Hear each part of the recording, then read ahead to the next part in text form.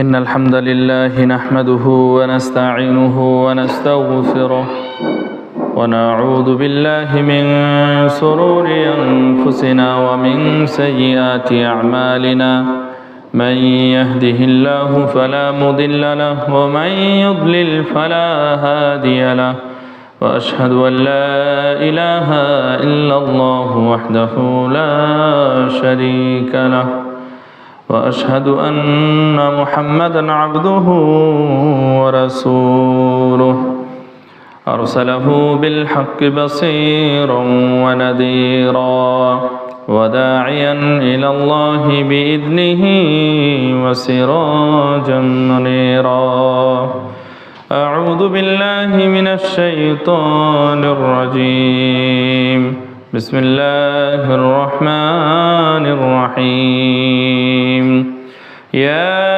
أيها الذين آمنوا اتقوا الله حق تقاته ولا تموتن إلا وأنتم مسلمون يا أيها الناس اتقوا ربكم الذي خلقكم من نفس واحدة وخلق منها زوجها وبث منهما رجالا كثيرا ونساء واتقوا الله الذي تساءلون به والأرحام إن الله كان عليكم رقيبا يا أيها الذين آمنوا اتقوا الله وقولوا قولا سديدا يصلح لكم أعمالكم ويغفر لكم ذنوبكم ومن يطع الله ورسوله فقد فاز فوزا عظيما أما بعد فإن خير الحديث كتاب الله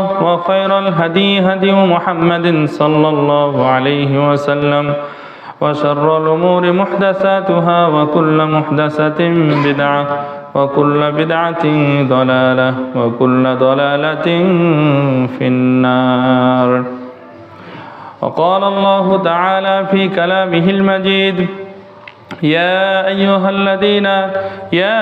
الذين آمنوا كتب عليكم الصيام كما كتب على الذين من قبلكم لعلكم تتقون আলহামদুলিল্লাহ, প্রশংসা মহিয়ান গরিয়ান সর্বশক্তিমান আল্লাহ রব্বুল আলামিনের জন্য, যেই মহান রব্বুল আলামিনের অশেষ কৃপায় কিছু মুসাল্লি সালাতুল জুমা আদা করার লক্ষ্যে যথাসময়ে উপস্থিত হওয়ার তৌফিক পেয়েছি। সেজন্য আল্লাহ সুবহানাহু ওয়া তাআলার দরবারে লাখ কোটি শুকরিয়া জ্ঞাপন করছি, আলহামদুলিল্লাহ। অতঃপর সৈয়দুল মুরসালিন খাতামুন নবিয়্যিন নবিকুল শিরোমণি মুহাম্মদ সাল্লাল্লাহু আলাইহি ওয়াসাল্লামের উপর অগণিত দরুদ ও তাসলিমার ধারা বর্ষিত হোক। আল্লাহুম্মা সাল্লি আলাইহি আল্লাহুম্মা বারিক আলাইহি। অতঃপর সাহাবায়ে আজমাইন, তাবিঈন ইযম, মুহাদ্দিসিনে কিরাম, কুল মুমিন মুমিনাত ভাই ও বোনদের রূহের মাগফিরাত কামনা করি। আল্লাহ সুবহানাহু ওয়া তাআলা তাদের ভুল ত্রুটিগুলো ক্ষমা করে তাদেরকে জান্নাতুল ফেরদাউসের সর্বোচ্চ মাকাম দান করুন, আল্লাহুম্মা আমিন। অতঃপর আমরা যারা এই পৃথিবীতে রয়েছি, আমরা যেন আল্লাহ সুবহানাহু ওয়া তাআলার হুকুম আহকাম, রাসূলুল্লাহ সাল্লাল্লাহু আলাইহি ওয়াসাল্লামের সুন্নাহ সকল বিষয়গুলি পুঙ্খানুপুঙ্খরূপে পালন করে যেতে পারি, আল্লাহ সেই তৌফিক দান করুন, আল্লাহুম্মা আমিন। সম্মানিত উপস্থিতি, আপনারা সকলে অবগত রয়েছেন পবিত্র মাহে রমাদান খুবই সন্নিকটে, তথা আগামী সপ্তাহ থেকেই এই মাহে রমাদান শুরু হয়ে যাবে। অতএব এই রমাদান কেন্দ্রিক আমাদের বেশ কিছু বিষয় জানা জরুরি, যেটাকে আমরা রমাদান পরিকল্পনা হিসেবে সাজাতে পারি। তার মানে এই পবিত্র রমাদানে আমরা কোন কোন কাজগুলো পরিকল্পনায় আনতে পারি, কোন কোন কাজগুলোর প্রতি আমাদের গুরুত্ব দেওয়া অত্যন্ত জরুরি দরকার, সেই কাজগুলোই বা আমরা কিভাবে করতে পারি, সেই সংক্রান্ত বিষয়গুলো নিয়ে আমরা আজকে আলোচনা করার চেষ্টা করব ইনশাআল্লাহ। আমা তৌফিক ইল্লা বিল্লাহি আলাইহি তাওয়াক্কালতু ওয়া ইলাইহি মুনিব। প্রিয় উপস্থিতি, যে কোনো কাজ করতে যাবেন, প্রত্যেকটা কাজের পূর্বে সর্বপ্রথম আপনাকে নিয়ত করতে হবে। এর কারণ হচ্ছে মানুষ যদি তার নিয়তকে শক্তিশালী রূপে গ্রহণ না করতে পারে, মানুষ যদি তার নিয়তকে পাকাপোক্ত না করতে পারে, তাহলে শয়তান তাকে পথভ্রষ্ট করবে, এতে কোনো সন্দেহ নেই। সেজন্য আমাদের নিয়তকে খুব শক্ত রূপে গ্রহণ করতে হবে। এর কারণ হচ্ছে আমরা জানি এই পৃথিবীতে যত আমল রয়েছে সকল আমলগুলোই আমাদের নিজেদের জন্য, কিন্তু আল্লাহ সুবহানাহু ওয়া তাআলা এমন একটি আমল আমাদেরকে দিয়েছেন যে আমলটি আমাদের জন্য নয়, বরং একমাত্র আল্লাহ সুবহানাহু ওয়া তাআলার জন্যই। প্রশ্ন হতে পারে, যদি আল্লাহ সুবহানাহু ওয়া তাআলার জন্যই হয় তাহলে কি আমরা এর কোনো বিনিময় পাবো না নাকি? যেই আমলটা স্বয়ং আল্লাহ সুবহানাহু ওয়া তাআলার জন্য হবে, যেই আমলের ঘোষণা আল্লাহ রাব্বুল আলামিন বলেছেন যে এটা এমন একটা আমল যেই আমলের বিনিময় আমি নিজ হাতে আমার বান্দাদের কাছে দিয়ে থাকি বা দিব, অতএব সেই আমলের গুরুত্ব কিরকম হতে পারে সেটা চিন্তা করলেই অনমেয়। অতএব রাসূলুল্লাহ সাল্লাল্লাহু আলাইহি ওয়াসাল্লাম সেজন্যই তো বলেছেন, ইন্নামাল আমালু বিন্নিয়াত, সকল কর্ম সকল কাজ নিয়তের উপরই নির্ভরশীল। তাই তো আমাদের নিয়ত যদি দুর্বল হয়ে যায় তাহলে শয়তান যে কোনো মুহূর্তে আমাদের ওই নিয়ত থেকে পদস্খলিত করতে সক্ষম হবে। যেহেতু এই কাজটি অত্যন্ত গুরুত্বপূর্ণ, যেহেতু এই আমলটি অত্যন্ত গুরুত্বপূর্ণ, সেজন্য আমাদের নিয়তকে খুব শক্তিশালী রূপে গ্রহণ করতে হবে। প্রশ্ন হতে পারে, পুরো রমাদানের নিয়ত একবারে করলেই কি 30 দিন পূর্ণ সিয়ামের নিয়ত হয়ে যাবে? জি, হয়ে যাবে। তবে ওলামায়ে কেরাম বলেছেন, যেহেতু এটা একটি গুরুত্বপূর্ণ ইবাদত, সেজন্য মানুষের উচিত হবে প্রতিদিন তার নিয়তকে নবায়ন করা। অনেক দিন আগে যখন একবার নিয়ত করবেন, শয়তান যে কোনো মুহূর্তে আপনাকে ধরে ফেলতে পারে। অতএব এই সুন্দর কাজ থেকে, এই মহত্বপূর্ণ কাজ থেকে আপনাকে বিচ্যুত করতে পারে। যার কারণে আমাদের জন্য উচিত হবে প্রতিদিন আমাদের নিয়তকে নবায়ন করা। তার মানে আমরা আগামীকালকে সিয়াম রাখবো, আজকে থেকেই নতুনভাবে আমাকে নবায়ন করে নিতে হবে আমার নিয়তটাকে, জানা ইনশাআল্লাহ আগামীকাল রাখবো সিয়াম, এরকম মনের ভিতরে দৃঢ় সংকল্প করে নিতে হবে। প্রশ্ন হতে পারে, নিয়তটা মুখে উচ্চারণ করে বলবো নাকি অন্তরে নিয়ত করব? নিয়ত কোনোদিন মুখে হয় না, নিয়ত কোনোদিন উচ্চারণ করে হয় না, বরং নিয়ত হবে অন্তরে। নিয়তের বিষয়টা থাকবে অন্তরের সাথে সম্পৃক্ত। কখন থেকে প্রচলন হলো? যে সমস্ত কিতাবাদিতে পাওয়া যায় মুখে উচ্চারণের নিয়ত, এই বিষয়গুলো কোনো হাদিসের গ্রন্থে পাওয়া যায় না। এই বিষয়গুলো উল্লেখযোগ্য কোনো কিতাবের মধ্যে পাওয়া যায় না। সব মানুষ ধারণা করছেন, ওলামা একরাম ধারণা করছেন, সর্বপ্রথম কায়দা বুগদাদি নামে একটি গ্রন্থ ছিল, সেই গ্রন্থের লেখক সর্বপ্রথম এটা আবিষ্কার করে। এরপরে বিভিন্ন কিতাবের লেখকরা সেখান থেকে সংকলন করতে করতে বিশেষ করে আমাদের ভারত উপমহাদেশে ছড়িয়ে পড়ে। সেখান থেকেই শুরু হয়ে যায় মুখে উচ্চারণ করে নিয়ত। প্রিয় উপস্থিতি, ভালো করে স্পষ্টভাবে মনে রাখুন, নিয়ত হচ্ছে অন্তরে। অন্তরে আপনি দৃঢ় সংকল্প করবেন, যে মনে মনে চিন্তা করবেন, ভাববেন যে অবশ্যই আগামীকালকে আমি এই কাজটা করব, এটাই হলো নিয়ত। একটু পরে আমি এই কাজটা করব, এটাই হচ্ছে আমাদের নিয়ত।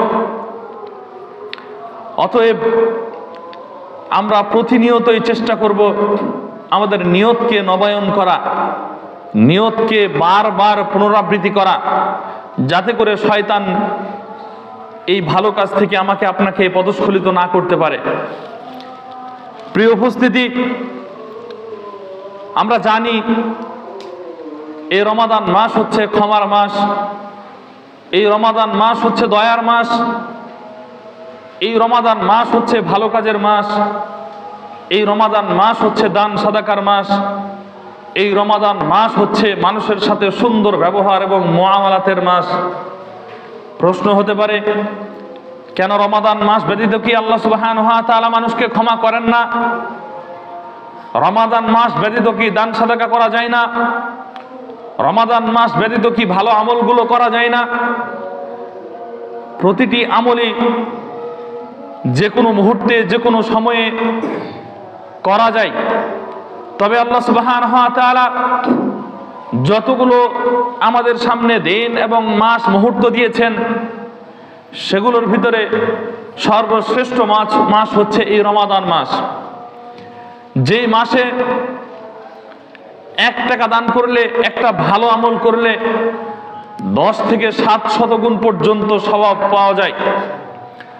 অতএব আমি যখন এই রমাদান মাসে কোনো একটা আমল করব, কোনো একটা দান সাদাকা করব, আমাদের নিয়তের উপরে আমরা এই নেকিগুলো পেতে থাকবো 10 থেকে 700 গুণ পর্যন্ত।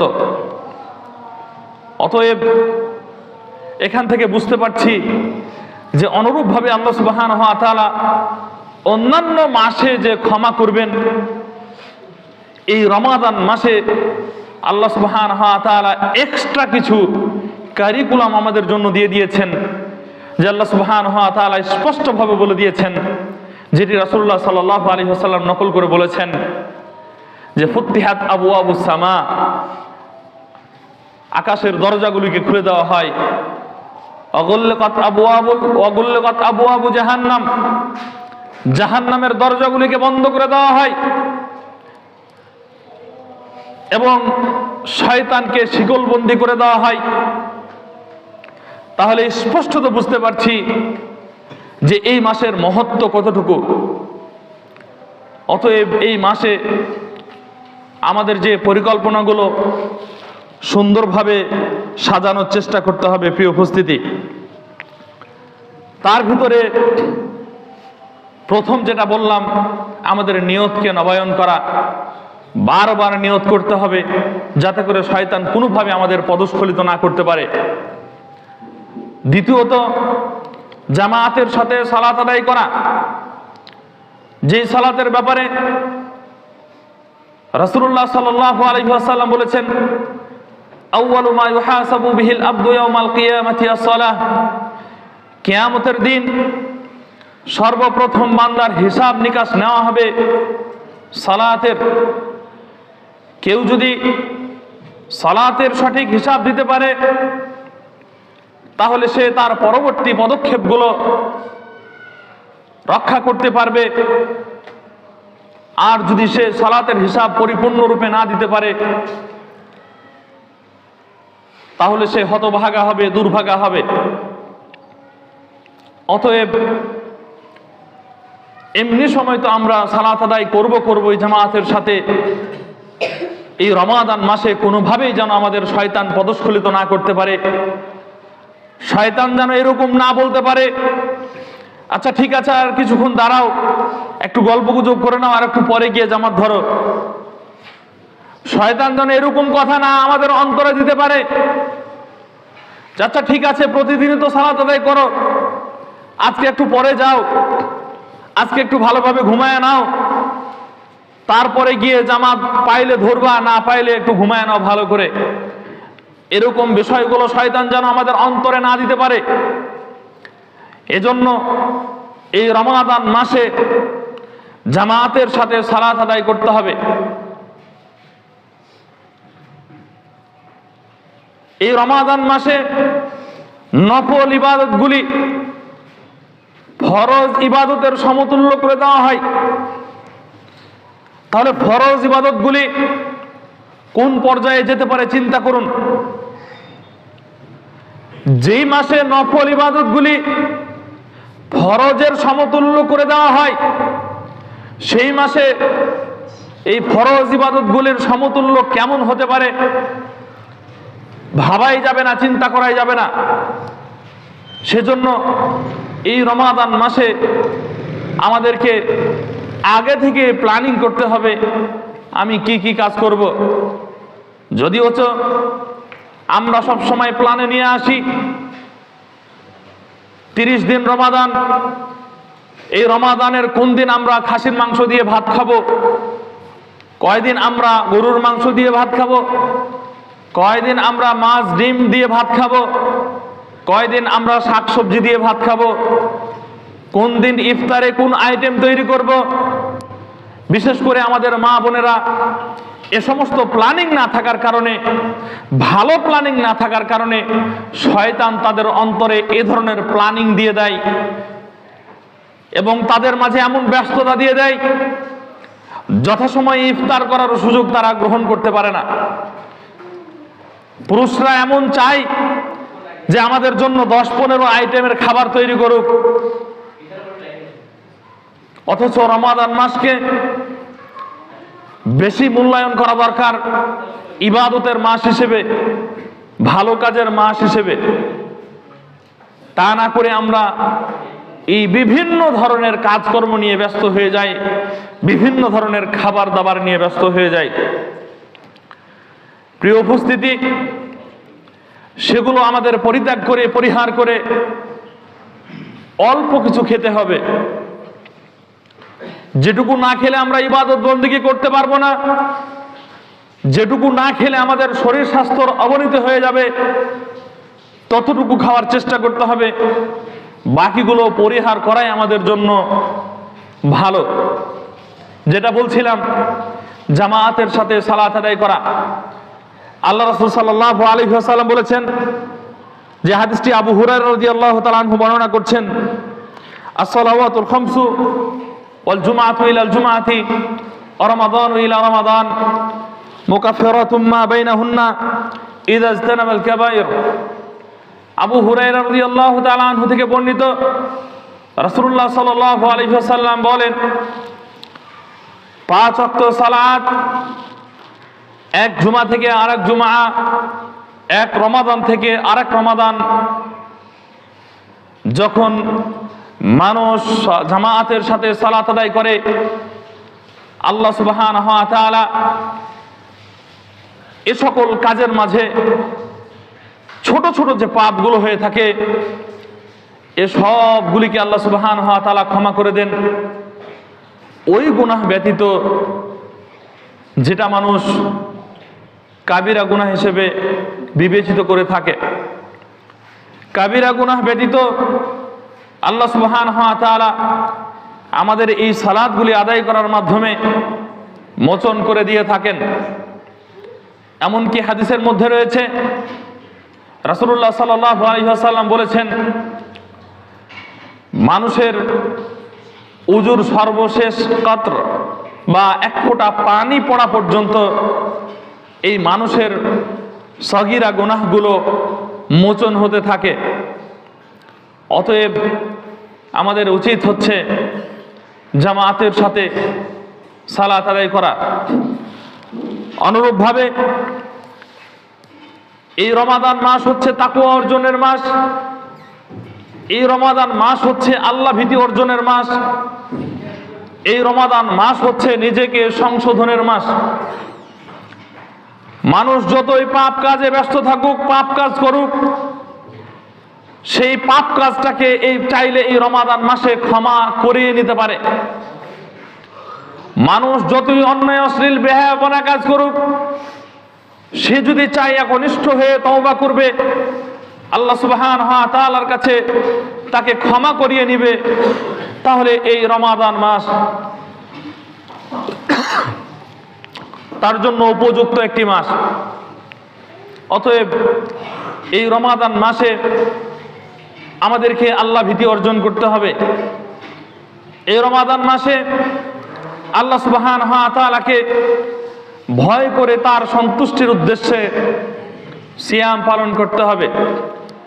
প্রিয় উপস্থিতি, যেমনটি আল্লাহ সুবহানাহু ওয়া তাআলা সূরা বাকারার মধ্যে বলেছেন, ইয়া আইয়ুহাল্লাযীনা আমানু, ওহে যারা ঈমান এনেছো, কুতিবা আলাইকুমুস সিয়াম, তোমাদের উপরে সিয়াম ফরজ করা হয়েছে, কামা কুতিবা আলাল্লাযীনা মিন ক্বাবলিকুম লাআল্লাকুম তাত্তাকুন, যেমন এভাবে তোমাদের পূর্ববর্তীদের উপর এই সিয়ামকে ফরজ করা হয়েছিল, যাতে করে তোমরা তাকওয়াশীল হতে পারো, আল্লাহ ভীতি অর্জন করতে পারো।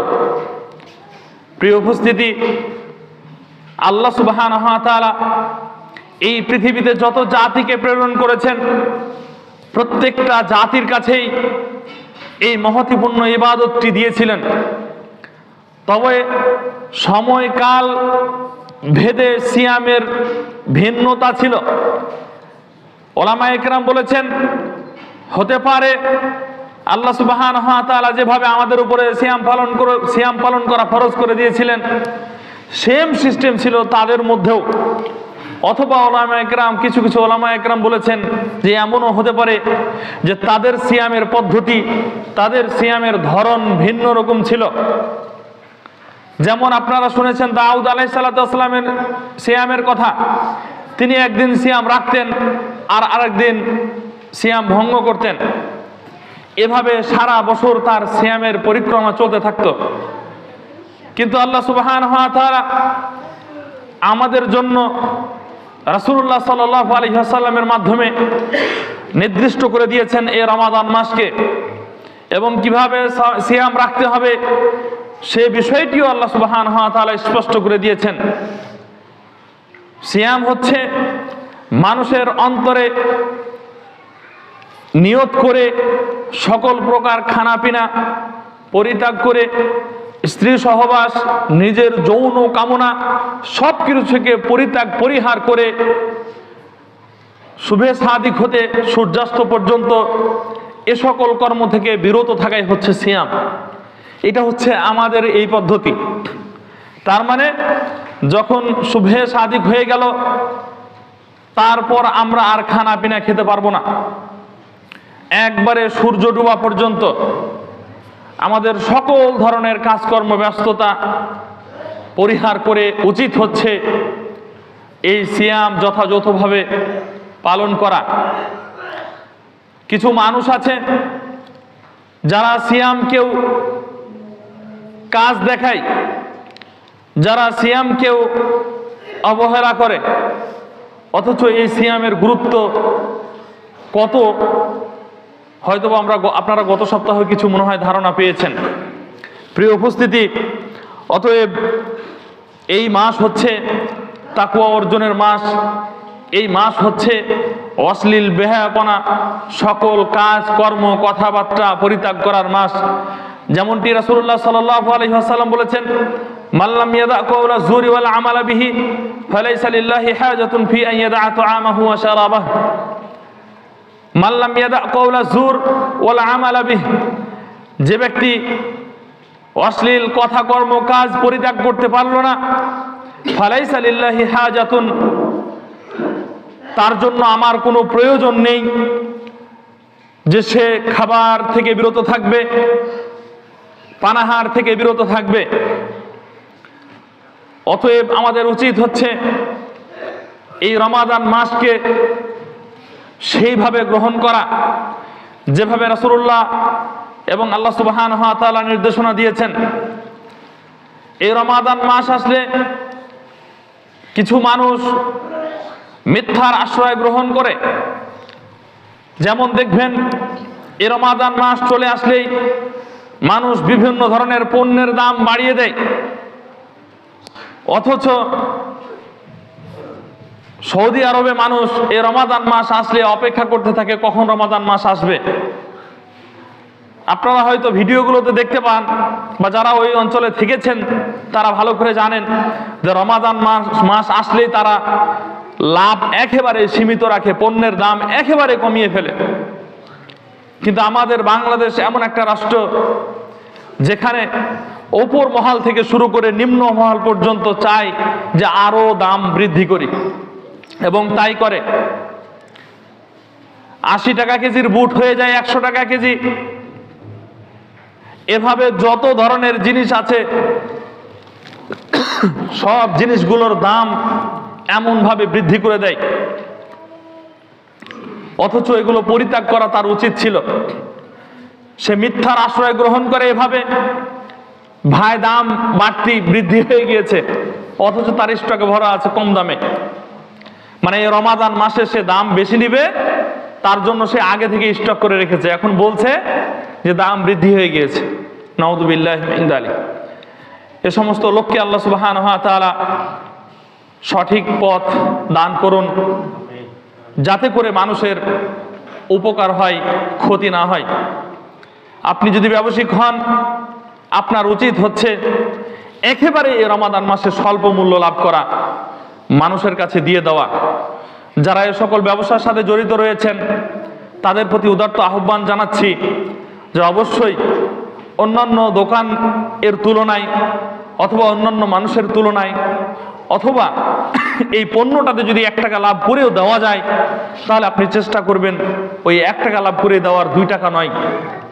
প্রিয় উপস্থিতি, আর মিথ্যার আশ্রয় তো কোনোভাবেই নেবেন না। অনুরূপভাবে এই রমাদান মাসকে সাজাতে হবে কোরআন তেলাওয়াতের মাস হিসেবে। অন্যান্য মাসে তো কোরআন তেলাওয়াত করবেনই করবেন, এই রমাদান মাসে কোরআন তেলাওয়াত আরো বেশি ভাবে করতে হবে। 1 হরফ পড়লেই 10 নেকি পাওয়া যায়। অতএব একটু আগে আমরা বলেছি এই রমাদান মাসে ভালো কাজগুলি 10 থেকে 700 গুণ পর্যন্ত বৃদ্ধি করে দেওয়া হয়।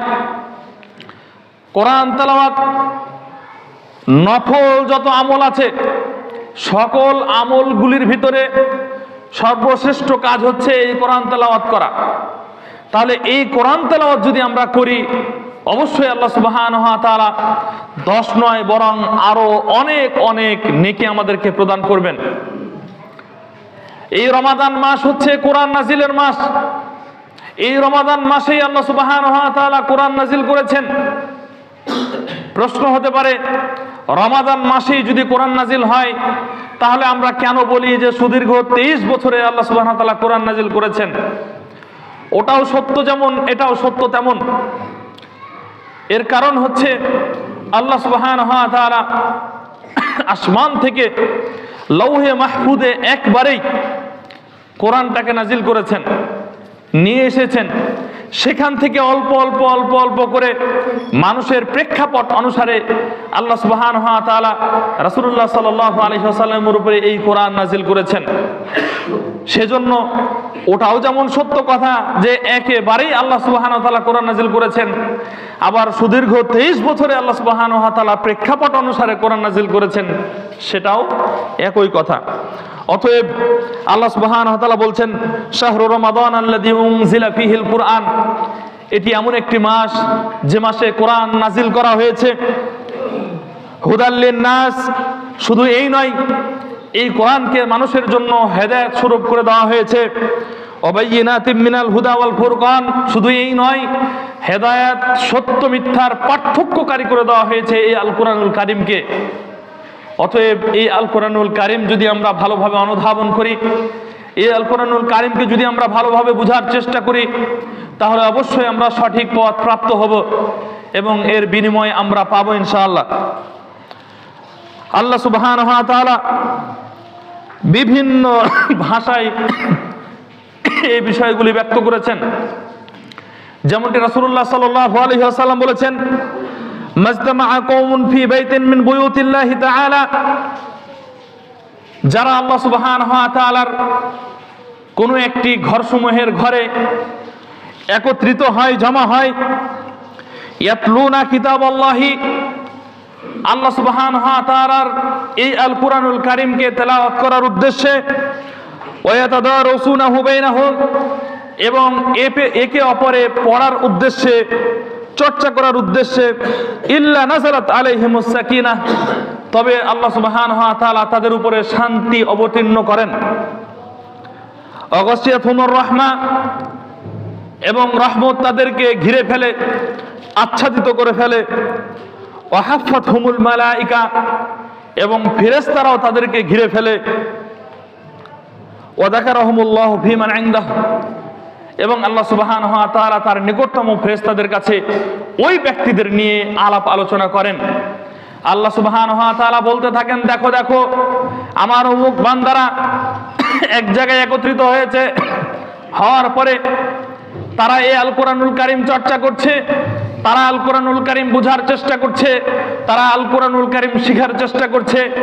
দেখো দেখো হে বান্দারা, দেখো দেখো আমার ফেরেশতারা আমার বান্দাদেরকে দেখো, তারা এই আল কোরআনুল কারীমকে এই যে একত্রিত হয়ে তারা চর্চা করছে।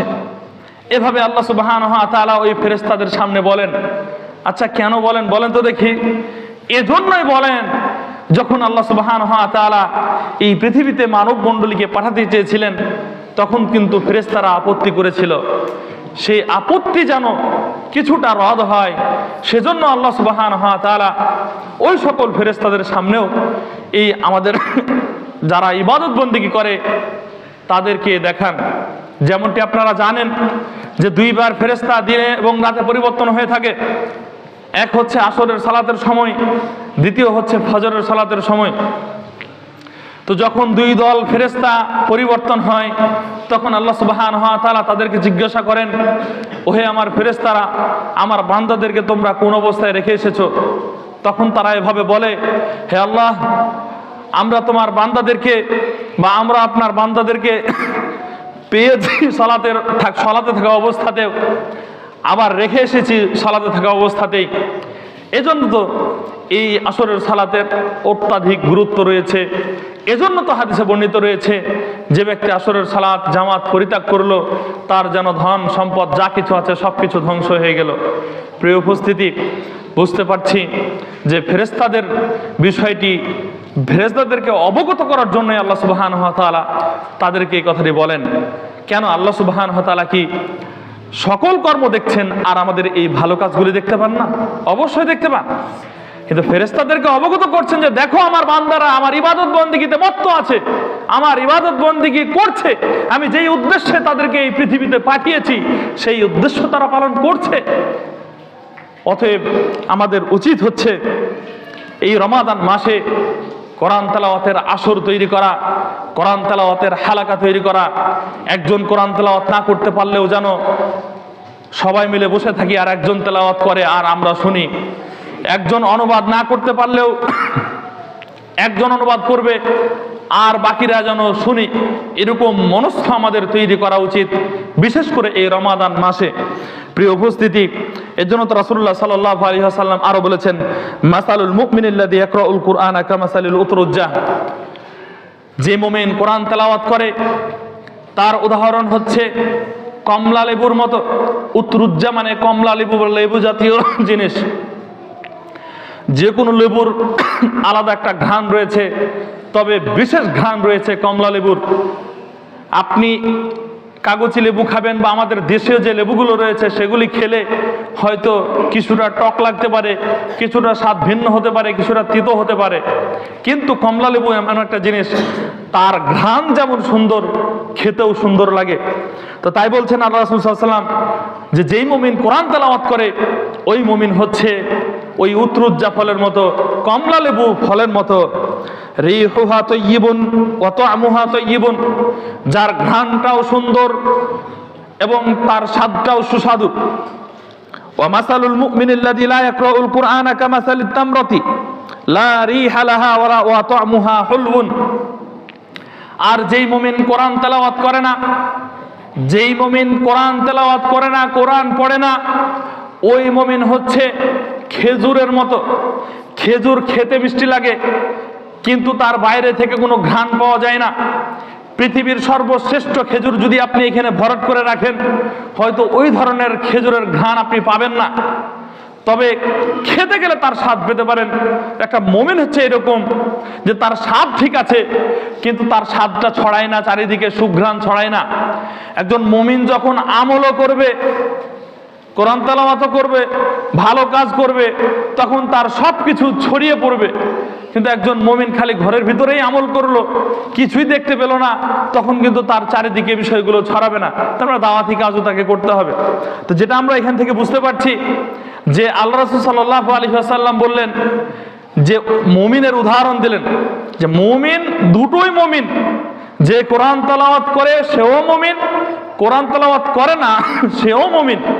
কিন্তু যেই তেলাওয়াত করে তার উদাহরণ পেশ করলেন কমলা লেবুর মতো, তার ঘ্রাণ যেমন সুন্দর, তাকে খেতেও সুন্দর। আর যেই মুমিন কোরআন তেলাওয়াত করে না, কোরআনের ধারে কাছে আসে না, সেই মুমিন খেজুরের মতো, মানে না খাওয়া পর্যন্ত তার স্বাদ বোঝা যাবে না। অতএব উদারত আহ্বান রইল, এই রমাদান মাস হচ্ছে কোরআন নাজিলের মাস। আপনার পরিকল্পনায় নিয়ে আসেন রমাদান মাসের কোন সময় আপনি কোরআন শিখবেন, কোন সময় আপনি তেলাওয়াত করবেন। প্রিয় উপস্থিতি, অনুরূপভাবে বিলম্ব করে সাহরি খাওয়া। অনেক মানুষ আছেন যারা অনেক আগে উঠেই সাহরি খেয়ে আবার ঘুমিয়ে পড়েন। এমনটা করা উচিত নয়। আমাদের সাহরি খেতে হবে একেবারে সর্বশেষ সময়ে। তবে খেয়াল রাখতে হবে আমার খেতে খেতে যেন একেবারে আজানের সময় পার না হয়ে যায়, বা আজান দিতেই একবারে শুরু না করে দেয়। এরকম একটা সময় নিয়ে আমাদেরকে সাহরি খেতে হবে। সাহাবী, কোনো এক সাহাবী তাকে জিজ্ঞাসা করা হলো যে আল্লাহ রাসূল সাল্লাল্লাহু আলাইহি ওয়াসাল্লামের সাহরি এবং সালাতের মাঝে পার্থক্য কতটুকু ছিল। তা আল্লাহ রাসূল সাল্লাল্লাহু আলাইহি ওয়াসাল্লামের সেই বিষয়টি বললেন যে আমরা আল্লাহ রাসূল সাল্লাল্লাহু আলাইহি ওয়াসাল্লামের সাথে সাহরি করলাম, আর সাহরি করেই আবার আজান দিয়ে আমরা সালাত আদায় করলাম। তো জিজ্ঞাসা করা হচ্ছিল যে তাহলে সেই সময় সাহরি এবং এই আজান জামাতের সময়ের ভিতরে বা আজানের সময়ের ভিতরে কতটুকু পার্থক্য ছিল। তো সাহাবী বললেন প্রায় 50টা আয়াত স্বাভাবিকভাবে তেলাওয়াত করলে যে সময় লাগে কাছাকাছি এরকম। তার মানে বোঝা যাচ্ছে খাওয়ার পরে কিছু সময় ছিল, খাওয়ার পরে কিছু সময় হাতে ছিল। এমন না যে আমরা একেবারে 3টার সময় রাত্রে উঠেই খেয়ে শেষ করে ফেলবো, দিয়ে ঘুমিয়ে যাব। আবার এমনও না যে খেতে খেতে শুভে সাদিকের যে ওয়াক্ত আছে সেটা আমরা পার করে ফেলবো, এমনটা নয়। তো সাহারি খেতে হবে, সাহারিতে বরকত রয়েছে। যেমন আনাস রাদিয়াল্লাহু তাআলা আনহু থেকে বর্ণিত রয়েছে আল্লাহ রাসূল সাল্লাল্লাহু আলাইহি ওয়াসাল্লাম বলেছেন তাসাহহারু ফাইন্না ফিস সাহুরি বারাকা, তোমরা সাহরি করো কেননা সাহরিতে বরকত রয়েছে। প্রশ্ন হতে পারে সাহরি না খেয়ে কি সিয়াম হবে না? সাহরি খাওয়া সিয়ামের সাথে কোনো সম্পৃক্ততা নেই। সাহরির সাথে সিয়ামের কোনো সম্পৃক্ততা নেই। ভালো করে মনে রাখবেন, কেউ যদি না খেয়ে সিয়াম রাখে তাহলে তার সিয়াম হবে না, বিষয়টি এমন নয়। বরং সাহারি এজন্যই খাবেন যে তাতে একটা বরকত আছে আলাদা। কেমন বরকত? আপনি যদি ক্রমশই না খেয়ে সিয়াম পালন করেন তাহলে আপনার অনতি বিলম্বেই শরীর খুব দুর্বল হয়ে পড়বে। পরবর্তীতে আপনি পুরো মাস সিয়ামই রাখতে পারবেন না। এজন্য সাহরি খেতে হবে। ভুলবশত কোনো কারণবশত ফজর পার হয়ে গিয়েছে, যদি সক্ষম হন তাহলে অবশ্যই সিয়াম রাখবেন, যেহেতু এটা ফরজ। এটা ফরজ, সিয়াম অবশ্যই রাখবেন। তবে এটা মনে রাখেন, সাহারি খাওয়া এটা সিয়ামের সাথে সম্পৃক্ততা নাই, বরং আপনার শরীরের সাথে সম্পৃক্ততা। কারণ আপনার শরীরকে সবল রাখার জন্য, ঠিক রাখার জন্য আপনি সারাদিন না খেয়ে থাকবেন আর রাত্রিবেলায় কিছু খাবেন না, আপনার শরীর দুর্বল হয়ে পড়তে পারে। যেমনটি আপনারা জানেন বা শুনেছেন হয়তো যে নফল সিয়াম রাসূলুল্লাহ সাল্লাল্লাহু আলাইহি ওয়াসাল্লাম সফরে গেছেন রেখে, সাহাবায়ে কেরামও রেখেছেন। তো কিছু সাহাবী খুব দুর্বল হয়ে পড়েছেন। এটা যখন রাসূলুল্লাহ সাল্লাল্লাহু আলাইহি ওয়াসাল্লামের কাছে সংবাদ গেল, রাসূলুল্লাহ সাল্লাল্লাহু আলাইহি ওয়াসাল্লাম বললেন, আচ্ছা ঠিক আছে, তোমরা একটু পানি নিয়ে এসো। রাসূলকে পানি দেওয়া হলো, ফলে তিনি সিয়াম ভঙ্গ করলেন। এ কারণেই যে তার দেখা দেখি ওই সাহাবীগুলোও কি করবে? সিয়াম ভঙ্গ করবে। আবার কিছু সাহাবী সিয়াম ভঙ্গ করলো না। তখন আল্লাহ রাসূল সাল্লাল্লাহু আলাইহি ওয়াসাল্লাম তাদেরকে বললেন যে ফাকাদ আসা আবুল কাসিম, তারা আবুল কাসিমের অবাধ্য হয়েছে, মানে রাসূলুল্লাহ সাল্লাল্লাহু আলাইহি ওয়াসাল্লামের অবাধ্য হয়েছে। রাসূলুল্লাহ সাল্লাল্লাহু আলাইহি ওয়াসাল্লাম যেখানে এই সিয়াম ভঙ্গ করে দিলেন আর অন্য সাহাবী সিয়াম ভঙ্গ করছে না, এটা কেমন কথা? প্রিয় উপস্থিতি, তো নফল সিয়ামের ক্ষেত্রে ভিন্ন বিষয়। নফল সিয়ামের ক্ষেত্রে এরকম হয়েছে, তবে একটু বিষয় পার্থক্য রয়েছে। ফরজ সিয়ামের ক্ষেত্রে অবশ্যই আপনাকে আগে থেকে নিয়ত করতে হবে। আগে থেকে শুভে সাদেকের আগে যদি আপনার নিয়ত না থাকে তাহলে ফরজ সিয়াম হবে না।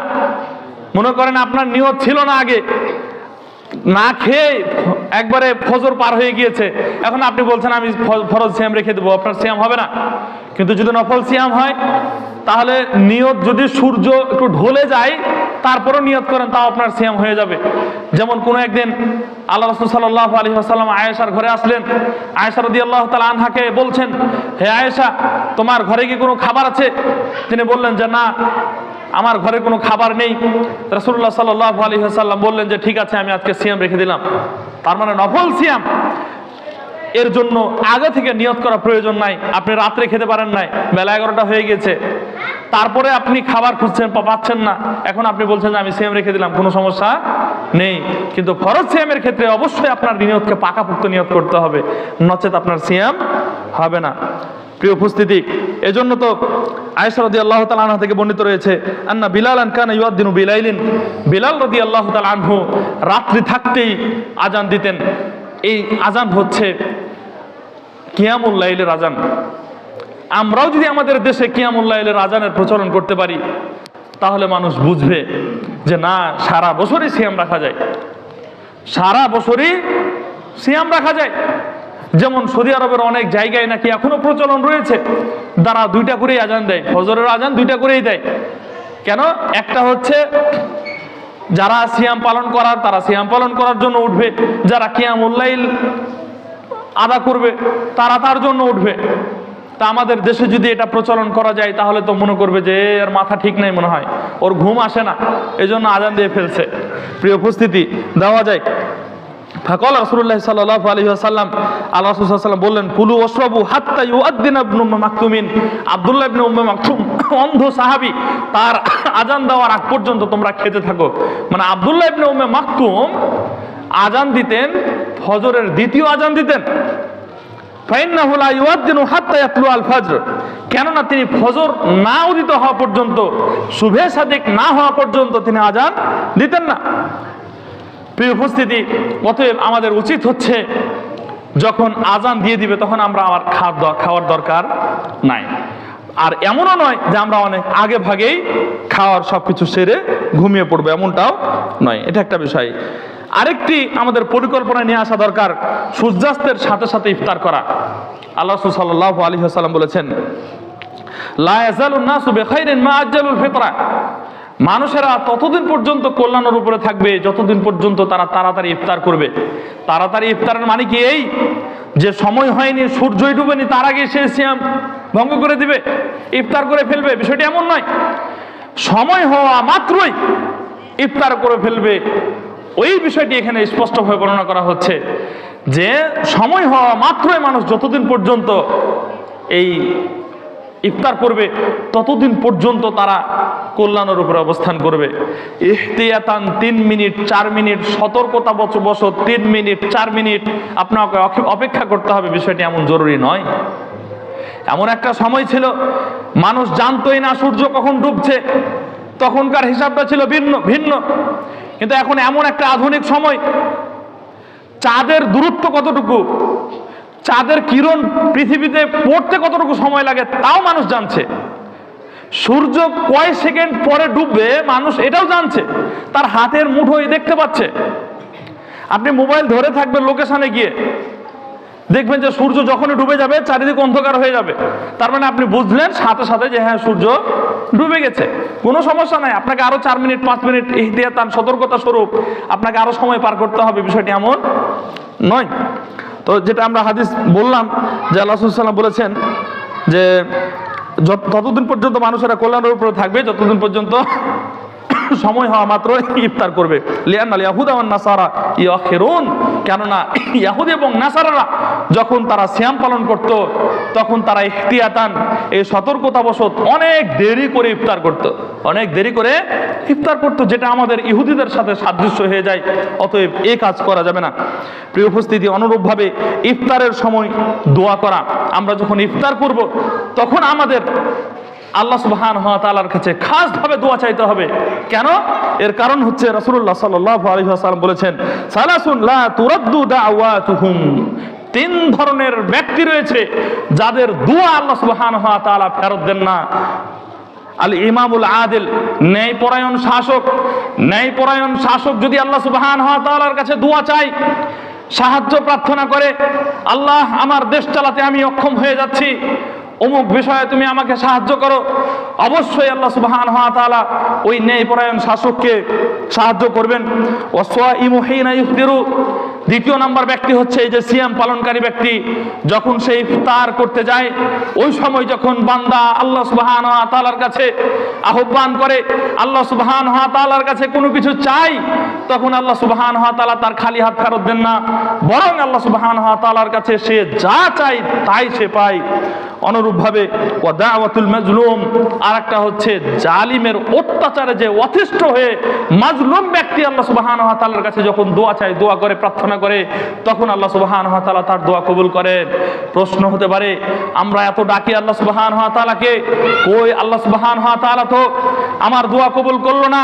আমি তো চাচ্ছিলাম যে আমার সন্তানটা আমেরিকায় যাক, আমি তো চাচ্ছিলাম আমার সন্তানটা অমুক একটা চাকরি পাক, কই আমার দোয়া তো আল্লাহ সুবহানাহু ওয়া তাআলা কবুল করলো না।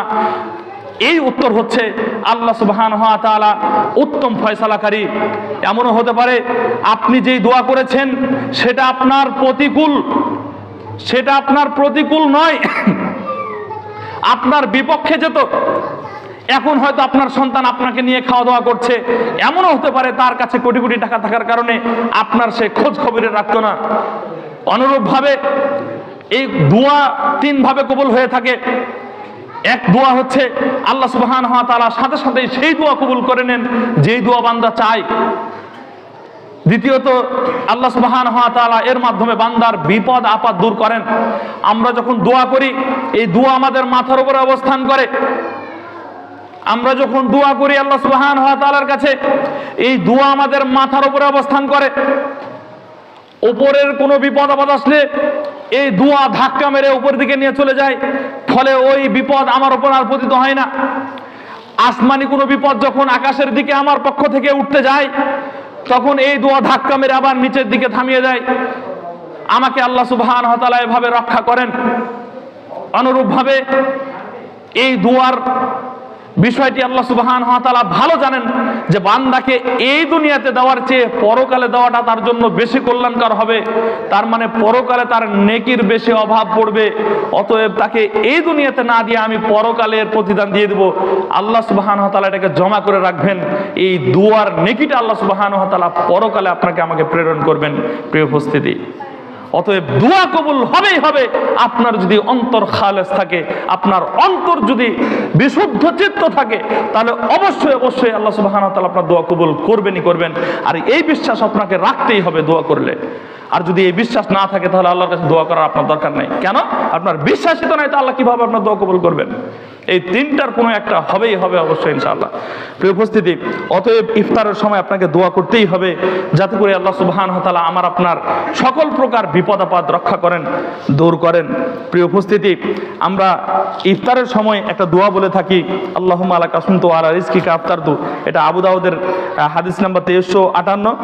আলবানী রাহিমাহুল্লাহ তথা নাসিরউদ্দিন আলবানী রাহিমাহুল্লাহ হাদিসটিকে জয়ীফ বলেছেন, তবে নিম্নোক্ত হাদিসটি হাসান পর্যায়ের। যাহাবাদ দামু ওয়া আবদাল্লাতিল উরুকু ওয়া সাবাতাল আজরু ইনশাআল্লাহ।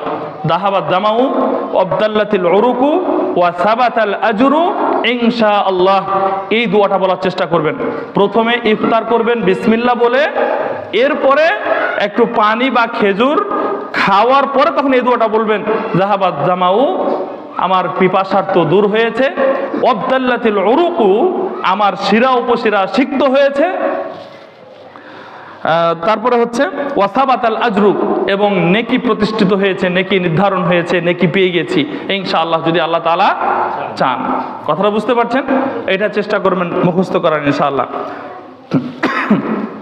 অনুরূপভাবে সাওম পালনকারীকে ইফতার করা, আমি কিছু সময় নিব, যেহেতু সিয়ামের বিষয় আপনাদের জানা অত্যন্ত জরুরি, এবং এগুলো আগে থেকে নিয়ত যদি আপনাদের না থাকে তাহলে রমাদান মাসে শয়তান বিভিন্নভাবে আমাদেরকে পদস্খলিত করতে পারে। অনুরূপভাবে সাওম পালনকারীকে ইফতার করানো, এটা আপনার পরিকল্পনায় থাকতে হবে। কেন? কারণটা হচ্ছে রাসূলুল্লাহ সাল্লাল্লাহু আলাইহি ওয়াসাল্লাম বলেছেন, মান ফাত্তারা সাইমান কুতিবা লাহু মিসলু আজরিহি ইল্লা আন্নাহু লা ইয়ানকুসু মিন আজরিস সাইমি শাইউন। কোনো ব্যক্তি যদি সিয়াম পালনকারী ব্যক্তিকে তাকে ইফতার করায়, তাহলে আল্লাহ সুবহানাহু ওয়া তাআলা ওই সিয়াম পালনকারীর অনুরূপ নেকি তাকে প্রদান করবেন, আর উভয়ের মাঝে উভয়ের নেকিতে কোনো কম বেশি করা হবে না। সুবহানাল্লাহ। চিন্তা করে দেখেছেন, একজন ব্যক্তিকে আমি যদি সিয়াম থেকে ইফতার করাই, তাহলে ও সিয়াম রেখে যতটুকু সে নেকি পেয়েছে অতটুকু নেকি আমি পাবো তাকে ইফতার করানোর মাধ্যমে। সুবহানাল্লাহ। চিন্তা করে দেখেছেন? অতএব আমাদের উচিতই হচ্ছে এইরকম যে আমি একজন ব্যক্তিকে রাস্তা থেকে ধরে নিয়ে আসবো, এসে ইফতার করাবো। অনেক ওলামা একরামের কওল পাওয়া যায়, যদিও আমরা বর্তমান সময়ে এতটুকু করতে পারি না, কিন্তু আমাদেরও উচিত।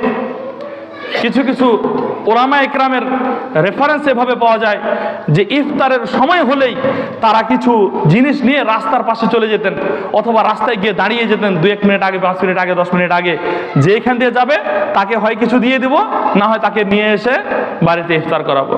সুবহানাল্লাহ। যেটা অনেক সময় আপনারা ঢাকাতে লক্ষ্য করেছেন, অনেক গাড়ি ঘোড়াতে তারা দিয়ে থাকে। অনেক সংগঠন, স্বেচ্ছাসেবী সংগঠন আছে, তারা বিভিন্ন ধরনের এভাবে খাবার তৈরি করে ওই রাস্তায় যারা চলাচল করছে তাদেরকে ইফতার করানোর জন্য দিচ্ছেন। তা আপনিও যদি একদিনও পারেন, 2 দিনও যদি পারেন, 2 জনকে হোক, 1 জনকে হোক, চেষ্টা করবেন ইনশাআল্লাহ এই কাজগুলো করার। বিশেষ করে আপনার গ্রামে যারা গরিব দুঃখী রয়েছে, যারা হয়তো একটা খেজুর দিয়ে ইফতার করতে পারে না, তাদেরকে আপনি 2 কেজি, 1 কেজি, হাফ কেজি খেজুরগুলো দিয়ে আসেন। আপনি 500 টাকার খেজুর না দিয়ে বাজারে 200 টাকা দামের খেজুর পাওয়া যায়, খুব ভালো মানের। আপনি 1 বস্তা খেজুর যদি 170 টাকা কেজি নিয়ে আসেন, দাম বা কত হবে, আপনার যদি অর্থবিত্ত থাকে আপনি দেন। 30-35 কেজি 1 বস্তা খেজুর থাকে, তো 30 জনকে দিয়ে দেন, তারা মহা খুশি হবে। এবং শুধু মহা খুশি নয়, বরং ওই সিয়াম যখন ইফতার করবে স্বয়ং ব্যক্তি ওই খেজুর খেয়ে, তখন তার প্রতিদান আপনি পেয়ে যাবেন ইনশাআল্লাহ। অতএব আমাদেরকে এরকম উদ্দেশ্য নিতে হবে। হোক আমি 1 কেজি দিব, আমি হাফ কেজি পারি, আমি হাফ কেজি দিব। এমন কি যে হাফ কেজি দিতে গেলে তো সে নেবে না, এমনও তো কেউ করবে না। আমি 1 প্যাকেট মুড়ি দিতে পারি, তাকে দিয়ে আসলাম, সে খুশি হলো। তো এরকমভাবে প্রত্যেক ব্যক্তিকেই চেষ্টা করা উচিত। অনুরূপভাবে তারাবির সালাত আদায় করতে গিয়ে আমরা অনেকে হিমশিম খেয়ে যাই। 2 দিন আসি, 3 দিনের বেলায় আর খুঁজে পাওয়া যায় না। এমনটা যেন না হয়। আমাদের উচিত হচ্ছে জামাতের সাথে এই কিয়ামুল লাইল আদায় করা। রাসূলুল্লাহ সাল্লাল্লাহু আলাইহি ওয়াসাল্লাম বলেছেন, মান কামা মা'আল ইমামি হাত্তা ইয়ানসারিফা, যে ব্যক্তি ইমামের সাথে কিয়ামুল লাইল পালন করে, ইমাম যতক্ষণ পর্যন্ত না সরে, যতক্ষণ পর্যন্ত না যায়, সেও যায় না, কুতিবা লাহু কিয়ামুল লাইলাতিন, আল্লাহ সুবহানাহু ওয়া তাআলা তাকে পূর্ণ রাত্রি কিয়ামুল লাইল করার সমপরিমাণ নেকি দিয়ে দেন। সুবহানাল্লাহ। তাহলে ইমামের সাথে যদি আমরা এই যে সালাত আদায় করতে পারি, কিয়ামুল লাইল আদায় করতে পারি, তাহলে পূর্ণ রাত্রি কিয়ামুল লাইল আদায় করার আমরা নেকি পাবো ইনশাআল্লাহ। আমাদের নিয়ত থাকতে হবে এরকম। অতএব আল্লাহ সুবহানাহু ওয়া তাআলা আমাদেরকে কবুল করুন, আমরা যেন তারাবির সালাতও সঠিকভাবে আদায় করতে পারি। রাসূলুল্লাহ সাল্লাল্লাহু আলাইহি ওয়াসাল্লাম বলেছেন, মান কামা রমাদানা ঈমানান ওয়া ইহতিসাবান গুফিরা লাহু মা তাকাদ্দামা মিন যামবিহি, যে ব্যক্তি রমাদান মাসে ঈমান নিয়ে নেকির আশায় এই কিয়ামুল লাইল করবে, আল্লাহ সুবহানাহু ওয়া তাআলা তার পূর্ববর্তী গুনাহগুলিকে ক্ষমা করে দেবেন। সুবহানাল্লাহ। অনুরূপভাবে শেষ 10 দিন ইতিকাফ করা, এই ইতিকাফে আমরা খুবই দুর্বল, যেমন আলেম ওলামা, অনুরূপভাবে সাধারণ মানুষ। এমন কাজকর্ম আমাদেরকে ব্যস্ত আমাদের উপরে চাপিয়ে দিয়েছে শয়তান, যেন কাজ ছাড়া আমাদের কোনো রেহাই নাই, কাজ ছাড়া যেন আমরা বাঁচি না। যার কারণেই কিন্তু আমরা এই ইতিকাফে বুঝতে পারি না।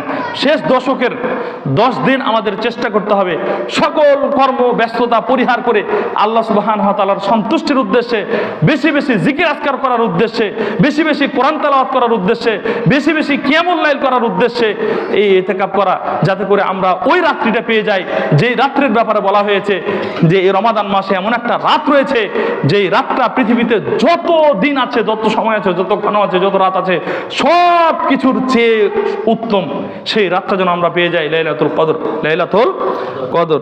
আল্লাহ সুবহানাহু ওয়া তাআলা আমাদের সেই তৌফিক দান করুন। রাসূলুল্লাহ সাল্লাল্লাহু আলাইহি ওয়াসাল্লাম যেমন ইতিকাফ করেছেন, তার মৃত্যুর পরে তার স্ত্রীরাও ইতিকাফ করেছেন।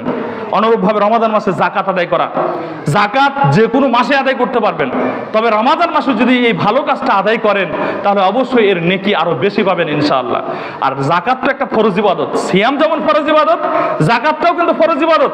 তাহলে যাকাতের তো এমনিতেই একটা এক্সট্রা নেকি আপনি পাবেন, না দিলে গুনাহগার হবেন। এই রমাদান মাসে যখন আপনি যাকাত দিবেন তখন অবশ্যই এর নেকি আপনি আরো বৃহৎ আকারে পাবেন ইনশাআল্লাহ। অনুরূপভাবে রমাদান মাসে দানের ফজিলত, রমাদান মাসে দানের ব্যাপারে যখন বলা হয়েছে ইদা কানা আউয়ালু লাইলাতিন মিন শাহরি রমাদানা, রমাদান মাস যখন শুরু হয়, রমাদান মাসের যখন প্রথম দিন চলে আসে, তখন ইউনাদি মুনাদিন ইয়া বাগিয়াল খায়রি আকবিল ওয়া ইয়া বাগিয়াশ শাররি আকসির।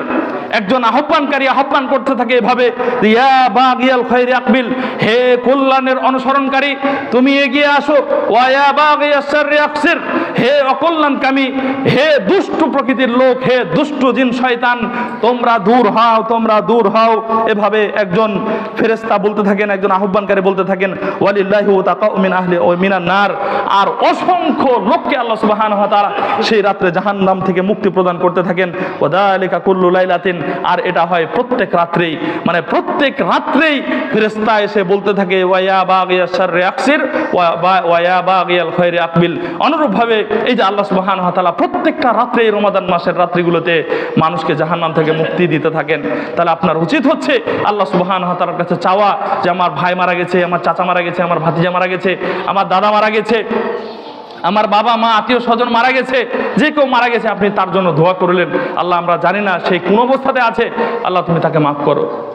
এভাবে আল্লাহ সুবহানাহু ওয়া তাআলার কাছে দোয়া করতে থাকেন। প্রিয় উপস্থিতি, অসংখ্য দলিল রয়েছে যেটা বোঝা যায় যে এই রমাদান মাসে দান করতে পারলে এই দানের সব 10 থেকে 700 গুণ পর্যন্ত পাওয়া যায়। অসংখ্য দলিল, আমরা এই পর্যন্ত আপাতত এই দলিলে ক্ষান্ত হলাম। অনুরূপভাবে লাইলাতুল কদর তালাশ করা, পিতামাতার খেদমত করা, এই হাদিসটা বলে আমরা শেষ করে দেবো ইনশাআল্লাহ।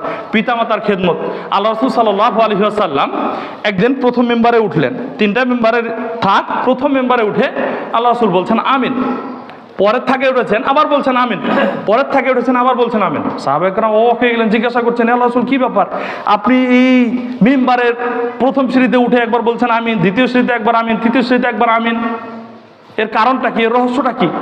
তখন আল্লাহ রাসূল সাল্লাল্লাহু আলাইহি ওয়াসাল্লাম বললেন যে আমার কাছে ফেরেশতা জিবরিল এসেছিল। তো ফেরেশতা জিবরিল এসে আমাকে বলল যে ব্যক্তি রমাদান পাইল অথচ নিজেকে সে ক্ষমা করতে পারলো না, সে ব্যক্তি ধ্বংস হোক। তখন আমি বলেছি আমিন। তার মানে আপনি রমাদান মাস পেলেন বা আমি পাইলাম, অথচ আল্লাহ তাআলার কাছে নিজেকে ক্ষমা করাতে পারলাম না, আমার চেয়ে আপনার চেয়ে আর দুর্ভাগা হতভাগা কে আছে? এজন্য আল্লাহ রাসূল সাল্লাল্লাহু আলাইহি ওয়াসাল্লাম বললেন আমিন। অনুরূপভাবে দ্বিতীয়বার যে বিষয়টি বললেন, যখন তাকে বলা হলো যে তাহলে দ্বিতীয়বারের বিষয়টা কি, তখন তিনি বললেন যে ব্যক্তি তাদের পিতামাতাকে পেল অথবা পিতাকে অথবা মাতাকে পাওয়ার পরেও নিজের গুনাহকে ক্ষমা করাতে পারলো না, জান্নাত হাসিল করতে পারলো না, তার জন্য দুর্ভোগ। ওই সময় আল্লাহ রাসূল সাল্লাল্লাহু আলাইহি ওয়াসাল্লাম বলেছেন আমিন। প্রিয় উপস্থিতি, পিতা মাতা কত কষ্ট করে আমাদেরকে লালন পালন করেছে, আমরা কি একটুকু ভাবছি না আমি আমার সন্তানটাকে কত ভালোবাসি, আমি আমার সন্তানটাকে না খেয়েও খাওয়াই। আপনার বাবা মা কি এভাবে আপনাকে খাওয়ায়নি? নাকি আপনার বউ মনে করছে আপনাকে আপনার পিতামাতা রাস্তায় মানুষ করেছে? আপনার বউকে জিজ্ঞাসা করবেন, আপনার বউ মনে করে আমার সন্তানকে আমি যেভাবে ভালোবাসছি আমার স্বামীকে আমার শাশুড়ি আম্মা এত ভালোবাসে নাই? আপনার বউকে আপনি জিজ্ঞাসা করবেন, এই উত্তরই প্রদান করবে। প্রিয় উপস্থিতি, আজ তো তার, কাল তো এর, এভাবেই চলবে। অতএব সাবধান, আপনার দিকে আপনার বাবা মা না খেতে পারে, তবে এই রমাদান মাসে আপনি চেষ্টা করেন ভাইয়ের সাথে যুদ্ধ করে হলেও যে না, এই রমাদান মাসে ভাই আমি খাওয়াবো, তুমি অন্য মাসে খাওয়াও, আমার পিতামাতাকে আমি রমাদান মাসে আমি ছাড়বো না। যদি নাই পারেন কিছু কিনে দিয়ে আসেন। আপনার বউয়ের যদি এত ভয় থাকে যে আপনার বউ আপনার শাশুড়িকে খাওয়াতে পারবে না, আপনার আম্মাকে খাওয়াতে পারবে না, বা আপনার আম্মার সেবা যত্ন করতে পারবে না, তাহলে আপনি একবার করে যান, প্রতিদিন যান, গিয়ে আপনার পিতামাতার খেদমত করে আসেন, অথবা তার জন্য কিছু হাদিয়া নিয়ে যান, পিতামাতাকে দিয়ে আসেন, কিছু ভালো ফলমূল কিছু দিয়ে আসেন, একটু আদর স্নেহ করে আসেন, যেভাবে ছোটবেলায় আপনাকে লালন পালন করেছিল, আদর করেছিল। প্রিয় উপস্থিতি, এই রমাদান মাসে পিতামাতাকে পেয়েও যারা নিজেকে জাহান্নামে শপথ করবে তাদের জন্য হতভাগা আর কে আছে। এই জন্য আল্লাহ রাসূল বলেছেন আমিন। অনুরূপভাবে আল্লাহ রাসূলকে বলা হলো যে তৃতীয় নম্বরে আমিন কেন বললেন, তো তৃতীয় নম্বরে বললেন যে ফেরেশতা জিবরিল আলাইহিস সালাম বললেন যে আপনার নাম মানুষের কাছে বলা হলো, অথচ আপনার প্রতি দুরূদ পেশ করলো না, দুরূদ পাঠ করলো না, তার জন্য দুর্ভোগ। নাউযুবিল্লাহি মিন যালিক। তার মানে রাসূলুল্লাহ সাল্লাল্লাহু আলাইহি ওয়াসাল্লামের নাম যখনই বলা হবে তখনই আপনাকে বলতে হবে সাল্লাল্লাহু আলাইহি ওয়াসাল্লাম। প্রিয় উপস্থিতি, তাহলে পিতামাতার খেদমত অন্তত পক্ষে রমাদান মাসে ভালো করে বেশি করে চেষ্টা করেন, তার খেদমতটা বেশি বেশি নেওয়ার চেষ্টা করেন। আপনি যেমন আপনার সন্তানকে ভালোবাসছেন না, তার চেয়েও বহু গুণে আপনার পিতামাতা আপনাকে বেশি ভালোবেসেছে। কেন? দেখেন, এখন মানুষের কাছে লাখ লাখ টাকা, এটা কমন ব্যাপার। কিন্তু এমন একটা সময় ছিল আপনার পিতামাতার থাকার জায়গা ছিল না, এক ঘরে আপনারা 5 ভাই মানুষ হয়েছেন। আপনি চিন্তা করছেন কিভাবে হয়েছেন, কত কষ্ট করেছে আপনার পিতামাতা। কেন? আপনার পিতামাতার যৌবন ছিল না, আপনার শুধু যৌবন দিয়েছে আল্লাহ। তা আপনার পিতামাতার যৌবন কালটা কেমনে পার করলো? আপনি তো 2টা সন্তান নিয়ে বলছেন আহারে আমার যৌবনটা শেষ হয়ে গেল, এদের কারণে, মানে সন্তানের কারণে। তা আপনার পিতামাতা তাদের যৌবন কালটা কিভাবে কাটালো?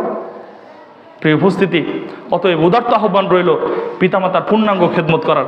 আল্লাহ সুবহানাহু ওয়া তাআলা আমাদের সেই খেদমত পূর্ণাঙ্গ রূপে করার তৌফিক দান করুন, আমিন।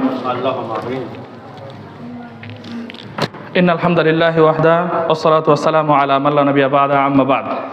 প্রিয় উপস্থিতি, আমরা আলোচনা করছিলাম রমাদান পরিকল্পনা।